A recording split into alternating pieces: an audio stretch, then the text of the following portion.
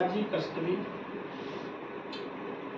महान देश के महान नागरिकों के समक्ष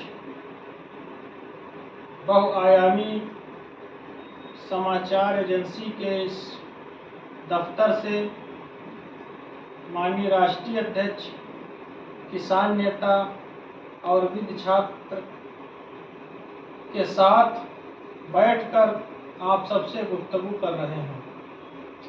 साथियों, हमारी भारत सरकार अभी चंद रोज पहले वक्फ के संबंध में एक कानून लेकर आई है। वो कानून पुराना ही है, 2024 में उसमें संशोधन किया गया है। संशोधन में कुछ धाराएं आगे पीछे की गई हैं, कुछ शब्द बदले गए हैं और तमाम बदलाव हुए हैं। वास्तव में जब उसका अध्ययन किया जाता है तो यह एक खास वर्ग के लिए नुकसानदेह साबित हो रहा है। भारत में वक्फ प्रॉपर्टियां हैं। इस्लाम में वक्फ का उद्देश्य जन कल्याण है। कोई भी व्यक्ति अल्लाह के नाम अपनी प्रॉपर्टी वक्फ कर सकता है। उसका एक कानूनी सिस्टम बनाया गया है, मुतवली होता है।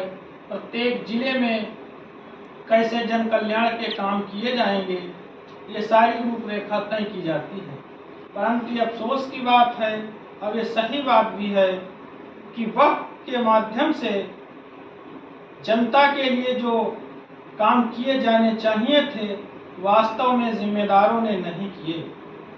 अगर उन्होंने वह काम किया होता तो आज एक खास वर्ग, एक बड़ा तबका गरीबी, अशिक्षा और अज्ञानता का जीवन न जी रहा होता। इन लोगों ने वास्तव में वक्फ में बड़े बड़े भ्रष्टाचार किए हैं।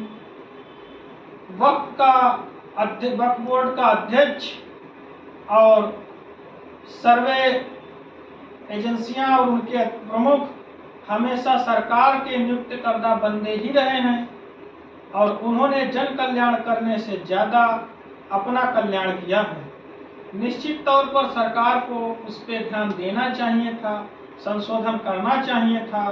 सरकार ने कानून बनाया है, विधि द्वारा स्थापित सरकार के इस कानून को हम स्वागत करते हैं, हम उसको डिनाई नहीं कर रहे हैं। परंतु विनम्रता पूर्वक, जैसे कि हम लगातार शुरू से ही यह मांग करते आए हैं, हमने जेपीसी की कमेटी में भी माननीय अध्यक्ष के सामने भी अपनी बात रखकर यही कहा था कि इसमें कुछ संशोधन की जरूरत है। जो आपने प्रस्ताव रखा है, जो बिल लाए हैं आप, इसमें कुछ ऐसी चीजें आप जोड़ रहे हैं जो आगे चलकर नुकसानदेह साबित होंगी, मुकदमेबाजी बढ़ेगी और परेशानियां बढ़ सकती हैं। ये एक धर्म से जुड़ा हुआ मुद्दा है और उस धर्म को अपने प्रबंधन का पूरा आज़ादी संविधान देता है। अगर उनके प्रबंधन में आप हस्तक्षेप कर रहे हैं तो यह वास्तव में संविधान के खिलाफ हो सकता है। अभी माननीय सुप्रीम कोर्ट में इसको चैलेंज किया गया है, माननीय सुप्रीम कोर्ट में सुनवाई होगी। मुझे उम्मीद है कि सकारात्मक फैसला होगा, ऐसा फैसला होगा जो हमारी भारत देश की जनता के लिए फायदेमंद होगा। हमें क्या करना चाहिए?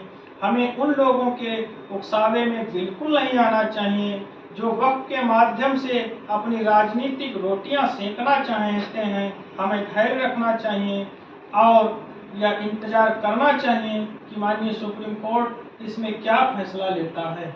बहुत बहुत धन्यवाद महासचिव साहब, आपने अति महत्वपूर्ण विषय पर अपने विचार रखे हैं। निश्चित तौर पर सरकार हमारी मांगों को, हमारे